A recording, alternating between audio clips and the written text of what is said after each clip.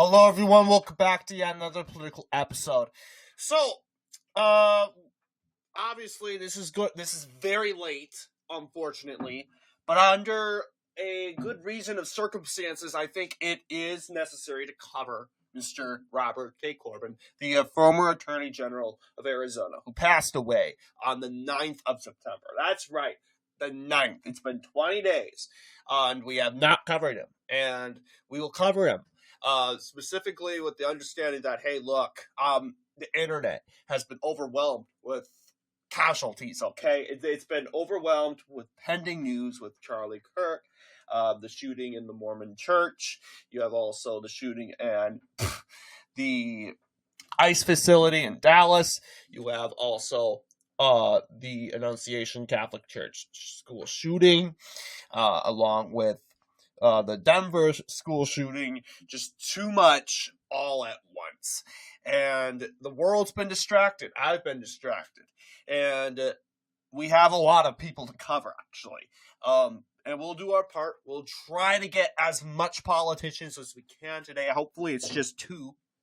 I know the Illinois governor passed away not too long ago, like 10 days ago. So we'll cover the former governor of Illinois.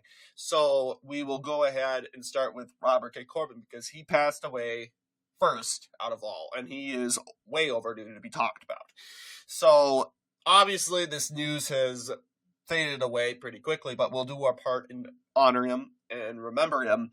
He was a member of and served as the president of the National Rifle Association of America and eventually became Attorney General. He was recognized for prosecuting Evan Macomb, who is a very, very, very unpopular governor. A very unpopular governor who was eventually impeached and removed.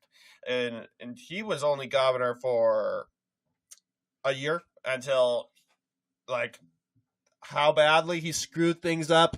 He screwed it up really badly. He's known as the worst governor of Arizona. Like, no other governor can beat this guy. He is really, really, really bad. Even a Republican went and prosecuted him, although the charges were dropped because he was impeached and removed.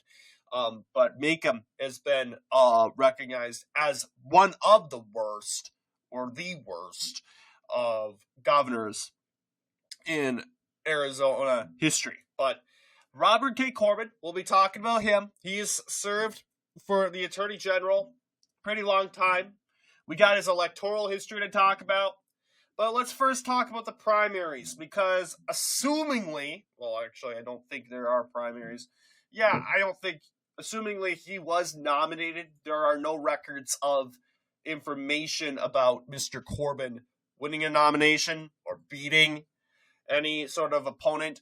But we do have the first election result. It shows that Bob Corbin has defeated Dino DeConcini, who the DeConcini family, I want to believe, is a very, very, very powerful family in Arizona.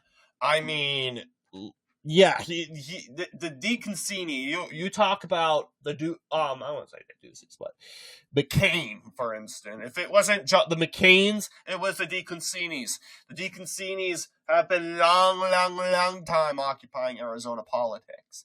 Dennis DeConcini is the biggest guy. He was senator of Arizona, very popular one, as he won re-election pretty widely each time in the 1980s. Well, Dino DeConcini, I'm not sure who he is, but he ended up, I want to believe, was he the attorney? Yeah, he probably was the Attorney General or something like that, but he lost. You'll see the areas in red are the areas that DeConcini ended up carrying. That was a good solid 45.99%. Not that bad, honestly. You'll see that the two counties, you got Yuma County stretching all the way up to Mohave County, which was very good. But very tight and close race there. But you have Bob Corbin only winning 3 counties, and ended up pulling this stunt off with a good turnout in Maricopa. That's really all it took, was a double-digit win in Maricopa County, which holds Phoenix. It was relatively very conservative back then, 57.2%. Along with Yuma County, 58.7%, and Mohave. It was generally more liberal compared to the other two, but today it's like 70% Republican, but very close. 50.7%. Corbin managed to breach past that 50%, which was very important for him. So that, of course, is that case. So going forward, you have that. Also, what happens after? He runs for re-election. 1978. 1982. Yeah, Corbin ends up pulling a big win. He was very popular. 61.38% of the popular vote. You'll see Corbin almost breaches Maricopa to 70%. He defeats Richard A. Garcia, 61% in the state overall. Uvalde County, 69.3%. Mohave County, 63.5%. He couldn't carry these 3 counties. You got Apache County, 59.5%. You also got Greenlee County, 60.4%. And Santa Cruz, which of course was pretty liberal back then, that county, 53.9%. It was a pretty big win for Bob Corbin, as he breached it in a landslide. Obviously, the 3 counties that he carried 4 years ago are almost into the 70%. They're all actually in the 60%, but could have breached into the 70% margin. But it was a big win for him there, going forward.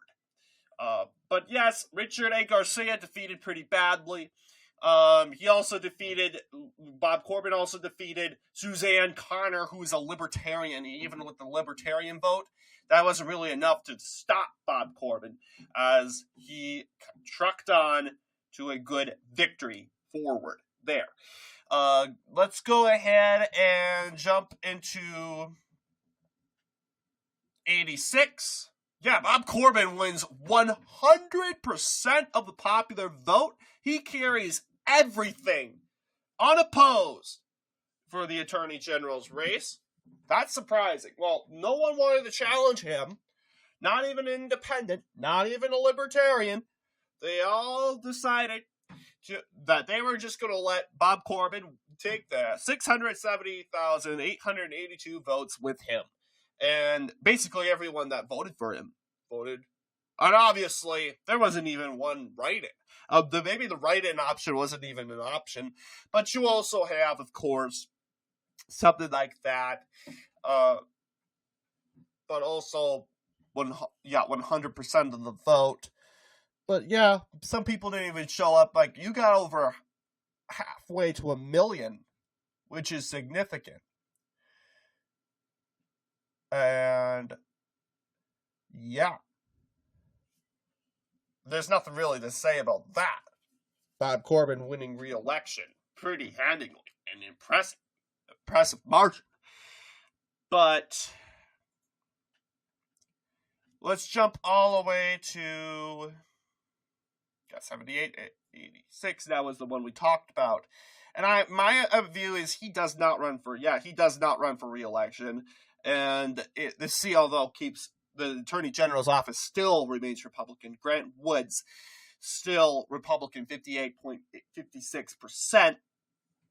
And unfortunately, there are no results of a Republican primary that are being shown here. So anyway, yeah, there's a lot to talk about when it comes to, not much to talk about when it comes to Robert K. Corbin. He was a true patriot. He did believe in the rule of law. He prosecuted his own. I mean, Macomb was pretty far right, actually. And he mostly agreed with Corbin on every single issue, something like that. But when it comes to this. Yeah, I mean, this is what Attorney General should be like. They should not be a Letitia James and be completely partisan and charge anyone that has the opposite letter than you. I mean, by your name. And Robert K. Corbin showed the country how it's done. Unfortunately, not everyone has learned from him, and that's unfortunate. But yes, he passed away. Very long life he has lived at the age of 96. And he's left a good family behind and a good country behind also. Never mind this. Anyway, what do you guys think in regards to this video? Let me know down below. And as always, I'll see you all in the next political episode.